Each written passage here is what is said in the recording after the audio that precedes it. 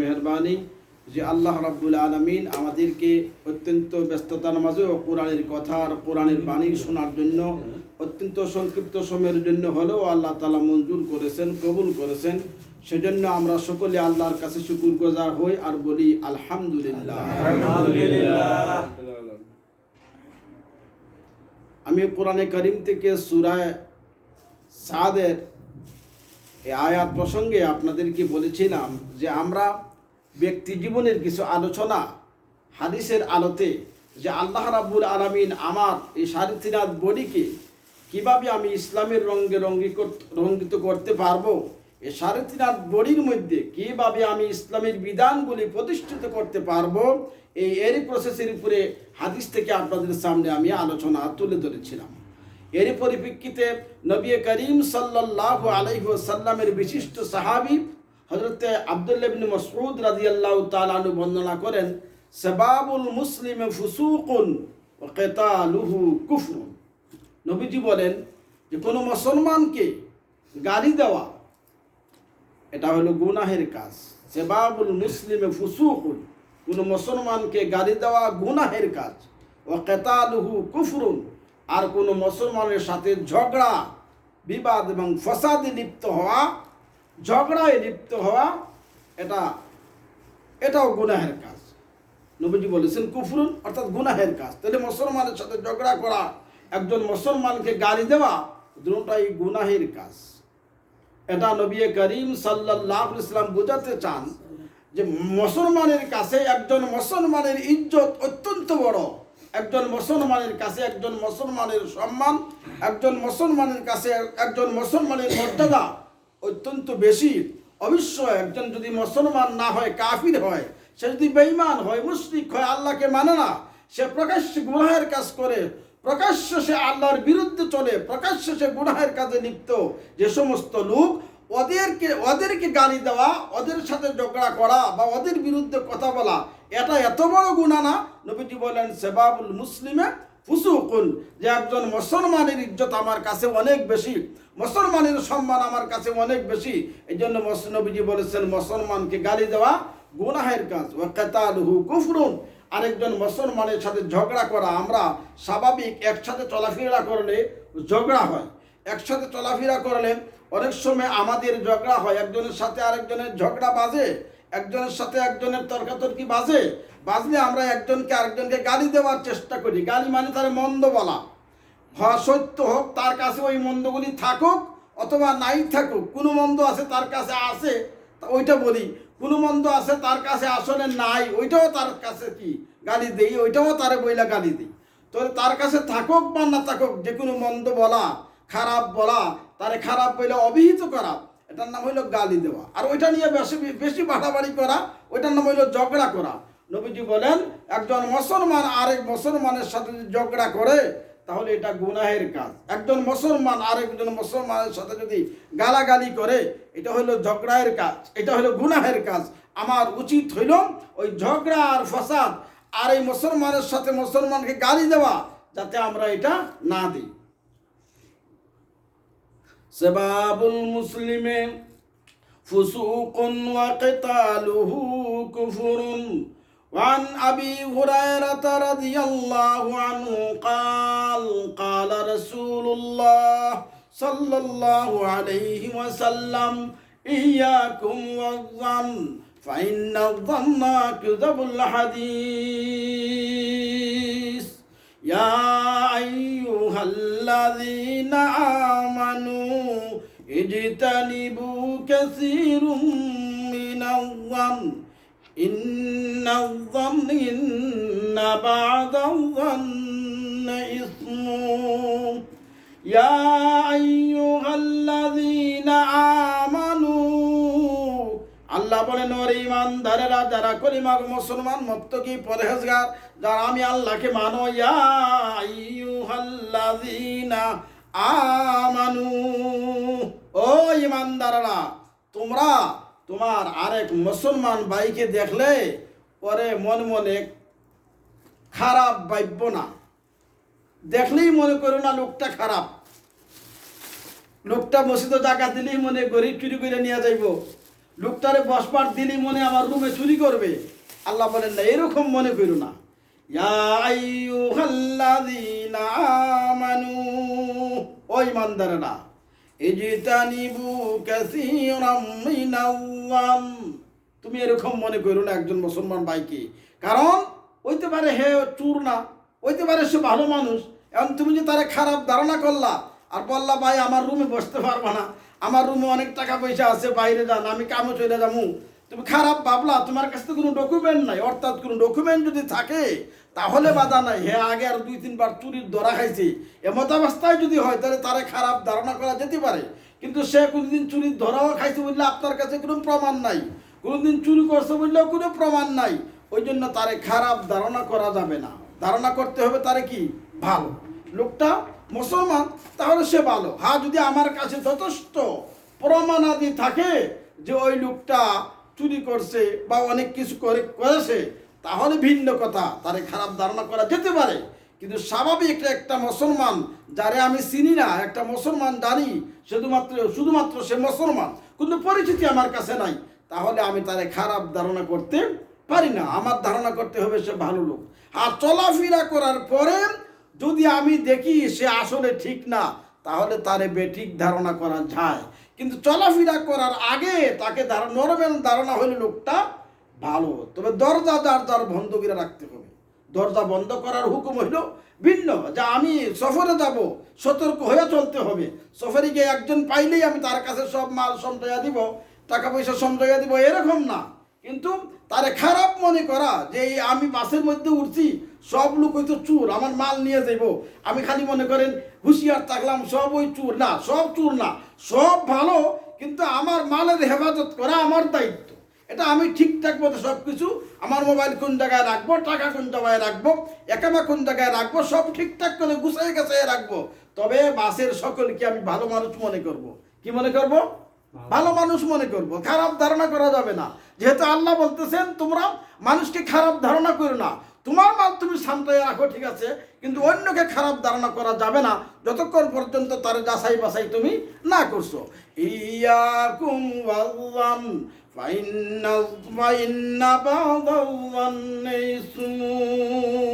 নবীজি বলেন খবরদার তোমরা মানুষকে খারাপ ধারণা করার থেকে বেঁচে থাকো, দূরে থাকো, খারাপ ধারণা করো না। কারণ খারাপ ধারণা করা এটা অত্যন্ত বড় একটা মিথ্যা, হয় না? আকজব, এটা খুবই বড় মিথ্যা। ইয়াকুম ওয়াজ্জান ফাইন্নাজ যান্না আকযাবুল হাদিস, এটা মিথ্যা, অত্যন্ত খারাপ জিনিস। তা তুমি অন্যজনকে দেখবাই বলবা, দেখলেই বলবা যে মনে আমার বাড়ি চুরি করতে হয়েছে। তোমার গেট খুললে একজনকে পাইলা রাস্তায় দাঁড়িয়ে আছে, তুমি ভাবলা মনে আমার গেট খুলতে আইছিল না, এরকম না। রাস্তায় দাঁড়িয়ে তার অন্য কাজেও দাঁড়িয়ে থাকতে পারে, তুমি ক্যামেরা দিয়ে দেখলা তোমার বাড়ির আশেপাশে রাস্তায় 2-3 জনে বসে রয়েছে, তুমি মনে মনে পুলিশ ফোন দিলা, বললা দেখছে আমার বাসার সামনে এরা বই রয়েছে। না, খারাপ ধারণা করা তোমার ঠিক না। হ্যাঁ তবে যদি প্রমাণ আদি থাকে তোমার কাছে যে এরা খারাপ লোক, সেটা ভিন্ন কথা। কিন্তু এমনিতেই একজনকে বসা দেখলে, একজন রাস্তায় দাঁড়িয়ে আছে, বসে আছে, কথা বলতেছে, তুমি পুলিশ ফোন দিবা, খারাপ ধারণা করবা। নবীজি বলেন এরকম তুমি করো না। আল্লাহ বলেন কি, ইয়া আইয়ুহাল্লাযীনা আমানু ইজতানিবু কাসীরাম মিনাজ-যান ইন্না বা'দাজ-যান্নি ইসমুন, এটা খারাপ ধারণা করা গুনাহের কাজ। অতএব হে ঈমানদাররা, তোমরা কাউকে তুমি না পরিচয় পাওয়া পর্যন্ত যতক্ষণ চিনো না, ভাবতে হবে লোকটা ভালো। হ্যাঁ যদি তোমার কাছে ডকুমেন্ট থাকে, চিনছো লোকটা খারাপ, চুরকে চুর বললে গুনাহ নাই, এটা ভিন্ন কথা। কিন্তু আর কোনো প্রমাণ নাই, এমনিতে একজনকে খারাপ ধারণা করা, এটা আল্লাহ নিষেধ করেছেন, নবী করিম সাল্লাল্লাহু আলাইহি ওয়াসাল্লাম কি করেছেন, এটাকে নিষেধ করেছেন। ওয়ান মাকাল ইবনে ইয়াসারিন রাদিয়াল্লাহু আনহু قال قال رسول الله صلى الله عليه وسلم ما من عبد يسترعيه الله رعية يموت يوم يموت إلا غش عليه ما من عبد يسترعيه الله رعية يموت يوم يموت, যে মানুষ সে তার অনেক প্রজা আছে, অধীনস্থ লোক আছে, ইয়াউমা ইয়ামুত, সে যেদিন মরবে তার অধীনস্থ অনেক লোক সে রেখা যাইতেছে তার অধীনস্থ, তার চাকর নকর, তার দলীয় লোক, তার অনেক সাঙ্গফাঙ্গ আছে, কিন্তু তার সাঙ্গফাঙ্গকে তার সাময়িক কিছু স্বার্থের জন্য, কিছু স্বার্থ আছে তার, এই জন্য নামাজের কথাও বলে না, ভালো কাজ করার কথাও সে বলে না। মা মিন আবদিন ইয়াস্তারিহুল্লাহু রিআয়াতান ইয়ামুতু ইয়াওমা ইয়ামুতু, যেদিন সে মরে ওই লোকগুলা সে রাইখাই মারা গেছে। এখন সে মরার পরে ওই সমস্ত লোকেরা যদি ওই দুর্নীতিগুলা করে, তাহলে হে কবরে যাওয়ার পরেও ওরা দুর্নীতি করে যে গুনাহ পাইব, ওই কবরে গিয়াও সেই গুনার মধ্যে কি শামিল থাকবো, বলেন নাউজুবিল্লাহ। কেন? তার দুনিয়ার স্বাভাবিক স্বার্থের কারণে ওদেরকে সত্য দাওয়াত সে দেয় না, ভালো কাজের কথা সে বলে না। সে আমার মনে করেন একজন দলীয় ক্যাডার, তার অধীনে রাখছে আরো অনেক 20-25 জন তার লোক আছে তার অধীনস্থ, এরা অনেক সময় হেসে ব্যবহার করে, যাও মুখে ধৈরা নিয়ে আসে, যাও মুখের বাড়ির ডাকাতি কইরা, যাও মুখে একটা হুমকি দিয়ে যে টাকা দেস না, একটা হুমকি দিয়ে, তো ওই এই তার নিজের কাজ করায় ওদেরকে দিয়া তার নিজের কাজ করায়।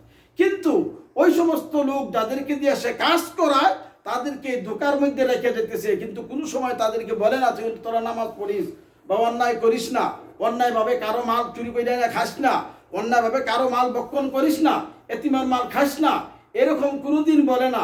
তোমরা নামাজ পড়ো ভালো থাকো, এরকম কোনোদিন বলে না। আর ওরা ওই নেতাজির অধীনে চলে আর মনে করে নেতাজি যা বলতেছেন, যা করাইতেছেন এগুলা সবই ঠিকই করাইতেছেন।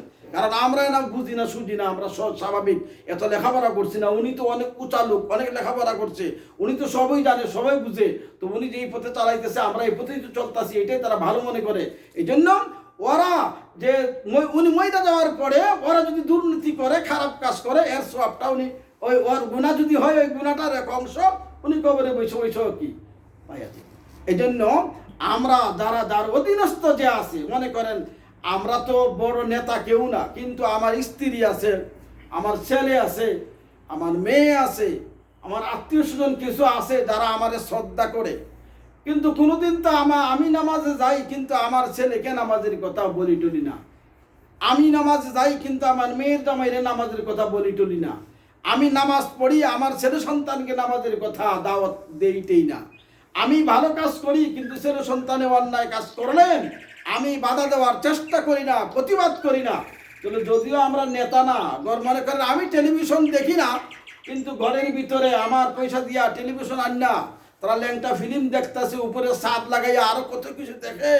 এখন এই অবস্থায় যদি আমি মারা যাই, তাহলে তারা ওই আমি মরার পরেও ওরা যে দেখবে আমার পয়সার লাগানো ওই সমস্ত ফিল্ম আমার ছেলেপুলারা সবাই মিল্লা দেখবে, তাহলে আমিও কবরে বইয়া বইয়া গুনার এক অংশ কি পাইয়া যাইব। যেহেতু আমি ওদেরকে বাধা দিলাম না, আমি ওদেরকে সমর্থন করলাম, কেন বাধা দিছি না?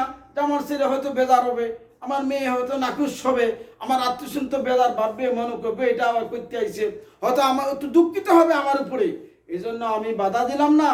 হ্যাঁ, যদি বাধা না দেয় তাহলে ওই গুনার কাজ তারা দুনিয়াতে যে করবেন, কবরে গেলে আমি কিছু অংশ পাইতে থাকবো। কেন? যেহেতু আমি ওদেরকে ওই কাজ থেকে বিরত রাখি নাই।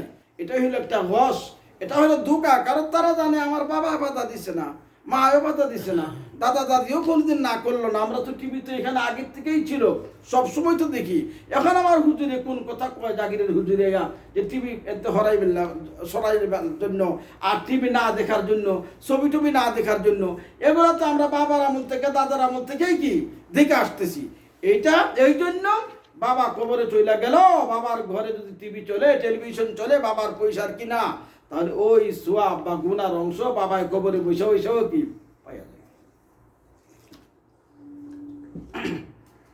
عن عائشة رضي الله تعالى عنها قالت قال رسول الله صلى الله عليه وسلم اللهم من ولي من أمر أمتي شيئا فشق عليه فاشقق عليه اللهم من ولي من أمر أمتي شيئا فشق عليهم فاشقق عليه।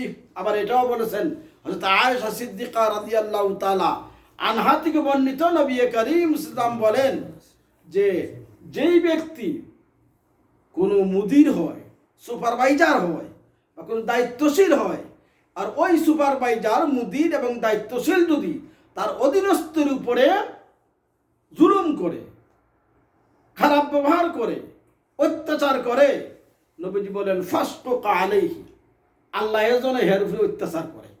অর্থাৎ দুনিয়ার জীবনে যে মুদির আর সুপারভাইজার, যে দায়িত্বশীল ব্যক্তি তার অধীনস্থের উপরে জুলুম করলো, অত্যাচার করলো, খারাপ ব্যবহার করলো, নবীজি এর জন্য বদদোয়া করছেন।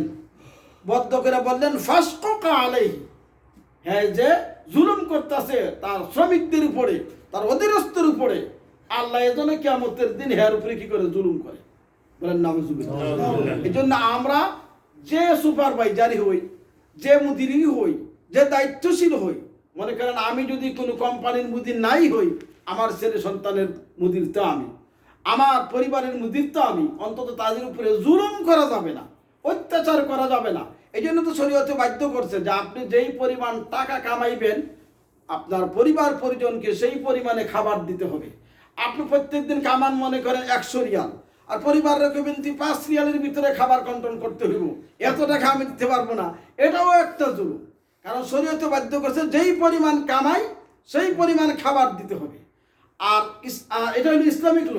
আর আমার দেশের ল হইল তুমি কামাও আর না কামাও, চুরি ডাকাতি কইরা আইন না, স্ত্রীকে তার চাহিদা মোতাবেক কামাই করে দিতে হইব। এটা হইলো আমার দেশের ল। দেশের ল হইল সবাই যেভাবে, এলাকার সব মানুষ যেভাবে তার স্ত্রীকে মাসে মাসে কাপড় কইরা কিনা দেয়, মাসে মাসে ভালো ভালো খাবার দেয়, অনেক কিছু কিনা দেয়, তুমি যেত টাকায় রুজি করো না করো সেটা আমরা বুঝবো না, তার চাহিদা অনুসারে স্ত্রীকে কি দিতে হইব, খালি খোরাক দিতে হইব। এটা হইল সরকারের আইন। আর আল্লাহর আইন হইল তুমি যেই পরিমাণ কামাও, 100 টাকা কামাইলে অন্তত তুমি সেই পরিমাণে, তার যেই পরিমাণ কামাইছো, একবার কম কামাও তুমি, তাহলে তোমার স্ত্রীকে কমাইয়া দিতে হবে, বাধা নেই। যেই পরিমাণ কামাই সেই পরিমাণ খরচ করো, এটা হইল ইসলামের ল। আর বাংলাদেশের ল হইল তুমি কামাও আর না কামাও, চুরি করো আর ডাকাতি করো, তোমার স্ত্রীকে ইচ্ছা মতো কি টাকা পয়সা দিতেই হবে, না দিলে তোমার পুলিশে গ্রেফতার করবে। প্রচলিত নিয়ম নীতি অনুসারে খুর পুস্তিতে আমি বাধ্য থাকিব, দস্তখত দিয়ে কাবিনের মধ্যে বেটিতে বিয়া করছে জনগণে। এই জন্য প্রচলিত নিয়ম হিসাবে খুর পুস্তিতে হইব, আর নাহলে পুলিশে গ্রেফতার করবে। কিন্তু আল্লাহর আইন হইল না, যেরকম তুমি কামাও সেরকম তুমি দিবা, যেরকম তুমি রুজি করতে পারো এরকম খরচ তোমার স্ত্রীকে তুমি কি দিবা। তাহলে জুলুম করা যাবে না। আল্লাহুম্মা মান ওয়ালিয়া মিন আমরি উম্মতি শাইয়ান ফাশাক্কা আলাইহিম ফাশকুক আলাইহি। নবীজি বলেন আমার উম্মতের মধ্যে যারা কিছু মুদির হওয়ার পরে, সুপারভাইজার হওয়ার পরে, কিছু দায়িত্বশীল হওয়ার পরে যারা তার অধীনস্থের উপরে জুলুম করবে, আল্লাহ যেন এর উপরে জুলুম করে। এই জন্য আমরা কার উপরে যাতে জুলুম না করি। একটু নরম পাইলেই হেরে যে মনে করেন কাজ দেওয়া কথা দিয়া তারা দুর্বল করলাম, যে কথা না বললেও চলতো ওই কথাটা তারে বললাম, যেহেতু সে এখন দুর্বল, হয়তো সে তার কোনো কাজে সে দুর্বল, এই দুর্বল অবস্থায় আমি সুযোগ গ্রহণ কইরা তারে হ্যাঁ প্রতিপন্ন করলাম, এটাও নবীজি বাধা দিচ্ছেন। ফাসকুকা আলাইহি, তারে যদি আমি হ্যাঁ প্রতিপন্ন করি তাহলে কিয়ামতের ময়দানে আল্লাহ আমার হ্যাঁ প্রতিপন্ন করবেন। এই জন্য আমরা সুযোগের সদ্ব্যবহার যাতে না করি। একজন মানুষ দুর্বল কোনো এক দিক দিয়া, তার এই দুর্বলতার সুযোগে আমরা যেন তারে জুলুম না করি, অত্যাচার না করি, তারে খারাপ ব্যবহার না করি, খারাপ কথা না বলি। এটাই নবীজি বলেছেন আল্লাহুম্মা ওয়ালিয়া মিন আমরি উম্মতি শাইয়ান ফাশাক্কা আলাইহিম ফাশকুক আলাইহি। আল্লাহ তাআলা এই সমস্ত কথাগুলির উপরে আমাদেরকে আমল করার তৌফিক দান করুন। আমি এটাই বলছিলাম যে কোরআনের বাণী আমরা শুনবো, যদি না শুনি তাহলে আমল করব কিভাবে? আগে তো কোরআন জানতে হবে, বুঝতে হবে, এরপরে না আমল। এই জন্য আমরা কোরআনের কিছু বাণী যেগুলি আমাদের ব্যক্তি জীবনের সাথে সম্পৃক্ত, আমরা এই বাণীগুলি কিছু আপনাদের সামনে ধীরে ধীরে আমিও কিছু পেশ করি, যেহেতু সুযোগ পাইছি। এই দেশে তো এরকম ওয়াজ ও বক্তব্য তাফসীরের কোনো সুযোগ কোথায় সহজে নাই, যেহেতু আপনারাও আমি পাইছি, আপনারাও আমারে পাইছেন। আমিও কিন্তু আসলে ইচ্ছাই ছিলাম যে এরকম কোনো হালকা পাওয়া যায় কি না, বহুত আগের থেকেই কিছু তালাশ করতেছিলাম, আর আপনারাও হয়তো তালাশ করতেছিলেন। এই জন্য আল্লাহ তাআলা মানুষ বলে না যে যেটা চায় ওইটা আল্লাহ কি তার দিয়া দেয়। আমি আগে হাদিস মুখস্থ করতাম, আমাদের মেহরুল সাহেব বললেন যে এই যে আপনি হাদিস মুখস্থ করতেছেন লাভ হইব কি, এই দেশে তো কেউ এগুলো শুনবে না। তো উনি বিরক্ত হয়ে যেত, আমি বাংলা তর্জমা করে আনতাম ওনার কাছ থেকে, উনি ভালো তর্জমা করতে পারতেন। তো উনি বলতেন এরকম, পরে দেখা যায় উনি যেখানে ওয়াজ করতেন ওইখানেই সুযোগ হয়ে গেল, বান্দা যেটা চায় আল্লাহ তাআলা তার ওইটা সুযোগ করে দেয়। আর সৌদি আরবে আয়সা এরকম কোরআন হাদিসের কথা বলা, আমার মতো কত আলিমেরা যে সমস্ত মনে করেন আমার মতো 100 জন এক জায়গায় জমা করলেও ওদের মতো একজন হইবে না, এরকম আলিমেরাও রাস্তায় রাস্তায় ঘুরতেছে। কেউ বলে না হুজুর একটা কথা আমরা শুনান, কেউ বলে না যদি উনি ডাক্তার না করে বলে ভাই তোরা 10টা টাকা দিবি না আমার আধা ঘন্টা ওয়াজ শুন, তবে হুজুর আপনার 10 টাকার দরকার নাই, ওয়াজ শুনবো না, টাকা দিলেও শুনবে না। তো সেই জায়গা যেহেতু আমরা আল্লাহ একটা সুযোগ দিছে, আমরা কিছু কথাবার্তা শুনি। একুশে আমিও কিছু কিতাব চাইলাম। আমি আজকে আপনাদের সামনে 4টা হাদিস পড়ছি, আরবিতেই তো পড়ছি। এই হাদিসগুলো এরকম মুখস্থ করা, এরকম শোনা, বলা, পড়া, এরকম যদি চর্চা না হইতো, সুযোগ না থাকতো, আমিও পড়তাম না, আর এরকম বলতে পারতাম না, আপনারাও শুনতে পারতেন না। আল্লাহ তাআলা আমাদের সকলকে আশাকে বসাকে কবুল করুন। আজকে সংক্ষেপেই দোয়া করি। দোয়া সংক্ষেপে হয় না, আল্লাহর কাছে দোয়া করব, এখানে সময়ের কি, আর আমার আল্লাহর কাছে দোয়া করব মন খুইলেই 2 কথা বললেই চলে, বেশি লম্বা কথাও কি বলা লাগে না। আল্লাহর কাছে চাইবো যে আল্লাহ তুই আমার ভালাই দি, দুনিয়া আখিরাত, দুনিয়ারও ভালাই দে, পরকালেরও ভালাই দে। কিন্তু আল্লাহর কাছে তো আমরা বলার মতো বলতে হবে। আল্লাহ বলেন যে তুমি যদি চাও ফাস আলিল্লাহ, আল্লাহর কাছে চাইলে আমি আল্লাহ তোমার দিতে পারবো। আল্লাহ اللهم أنت ربي لا إله إلا أنت خلقتني وأنا عبدك وأنا على عهدك ووعدك ما استطعت أعوذ بك من شر ما صنعت أبو لك بنعمتك علي وأبو لك بذنبي فاغفر لي فإنه لا يغفر الذنوب إلا أنت। আল্লাহ তাআলা সৌদি আরবের এই ব্যস্ততার মাঝে আয় রব্বুল আলামিন আমরা সকলেই তো সারাদিন কাজকর্ম করেছি। আয় আল্লাহ এখন বিশ্রামের সময় হয়েছে, সকলে বিশ্রাম নেবে। আল্লাহ এই বিশ্রামকে অপেক্ষা করে কোরআনের কথা আর কোরআনের বাণী শোনার জন্য আল্লাহ তুমি মেহেরবানি করে আমাদের জমা করে দিয়েছো। আয় আল্লাহ আমাদের চেয়ে অনেক মানুষ যারা সব দিক দিয়া ভালো, কিন্তু তাদেরকে এখানে নাই না, আমরা কোরআনের কথা বলার আর শোনার তৌফিক দান করেছো। আয় আল্লাহ, আয় রাব্বুল আলামিন মেহেরবানি করে আমাদের জীবনের গুনাহগুলি তুমি মাফ করে দাও। আল্লাহ মেহেরবানি করে আমাদের জীবনের গুনাহগুলি তুমি মাফ করে দাও। আমিন। আল্লাহ তুমি তো কোরআন শরীফে বলেছো কুল ইয়া ইবাদিয়াল্লাযীনা আসরাফু আলা আনফুসিহিম, ওরে গুনাহগারেরা লা তাখনাতু মির রাহমাতিল্লাহ, তুমি তো বলেছো গুনাহগারেরা তোমরা আমি আল্লাহর রহমত থেকে নৈরাশ হয়ে যাও না। আল্লাহ তুমি তো বলেছো কোরআনে ওরে গুনাহগারেরা তোমরা আমি আল্লাহর রহমত থেকে নৈরাশ হয়ে যাও না। ইন্নাল্লাহা ইয়াগফিরুয যুনুবা জামিআ, আমি আল্লাহ ইচ্ছা করলে তোমাদের জীবনের সমস্ত গুনাহগুলি মাফ করে দিতে পারি। ও আল্লাহ, আমরা যেই গুনার কাজ করেছি, আল্লাহ যেই গুনাহ আমার আমলনামায় আছে, এই গুনাহ লইয়া যদি আমার কবরে যাওয়া লাগে, তাহলে কবরে গেলে সাপের কামড় ছাড়া কোনো উপায় নাই। আমিন। আল্লাহ যেই গুনাহ আমার আমলনামায় আছে, যদি মাফ করাইতে না পারি, আর ওই গুনাহ লইয়াই যদি কবরে যাই, আল্লাহ মানুষে বলে খানা তো মনে মনে জানা। আল্লাহ দুনিয়ার কেউ দেখে নাই, জানে নাই আমার গুনার কথা, কিন্তু এই গুনাহ লইয়া কবরে গেলে জাহান্নামের আগুন ছাড়া আমার কোনো উপায় নাই। আল্লাহ এত মানুষকে সামনে লইয়া তওবা করলাম, তুমি মাফ করে দাও। আমিন। আল্লাহ এত মানুষকে সামনে নিয়ে তওবা করলাম, তুমি গুনাহগুলি মাফ করে দাও। আল্লাহ যদি মাফ না করো, আর এই গুনাহ লইয়া যদি আমি কবরে যাই, ডাইন দিকের মাটিতে চাপ দিবে, আমার বুকের হাড্ডি গুলা ডান দিকে চলে যাবে। বামের মাটিতে চাপ দিবে, আমার হাড্ডি গুলা ডান দিকে চলে যাবে। ফেরেশতারা আসবে, আল্লাহ তুমি হয়তো হুকুম করে দিবা ফাফরিসুলাহু মিনান নার, যা ফেরেশতারা যা কবরে জাহান্নামের ব্যবস্থা করে দে। আল্লাহ হয়তো তুমি বলে দিবা ফেরেশতারা রে যা জাহান্নামের ব্যবস্থা করে দে। ও আল্লাহ তুমি যদি মাফ না দেও, আর কালকেই যদি আমার মৃত্যু হইয়া যায়, আল্লাহ আমার সাথীরা যারা বয়সে বড় অনেকেই তো কবরে চলে গেছে, বয়সে ছোট তারা অনেকেই কবরে চলে গেছে।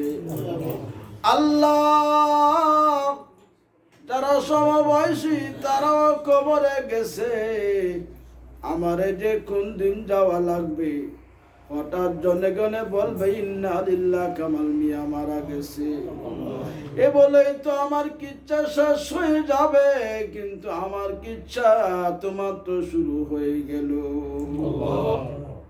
কবরে যাওয়ার সঙ্গে সঙ্গে ফেরেশতারা বলবে এবার জবাব দে তোর রবকে, জবাব দে তোর দিন কি, জবাব দে ওই বেচারারে তুই শুনিসনি, জবাব দে। আল্লাহ আমল যদি ভালো না থাকে, আমার আমল নামায় যদি গুনার সংখ্যা বেশি থাকে, আমি আরবিও জানবো না, বুঝবো না, বলবো হা হা আলাদি কিচ্ছুই জানি না। ও আল্লাহ আয় রাব্বুল আলামিন, সাথীরা অনেকেই তো কবরে চলে গেল, কোন দিন তো আমারও যাওয়া লাগবে।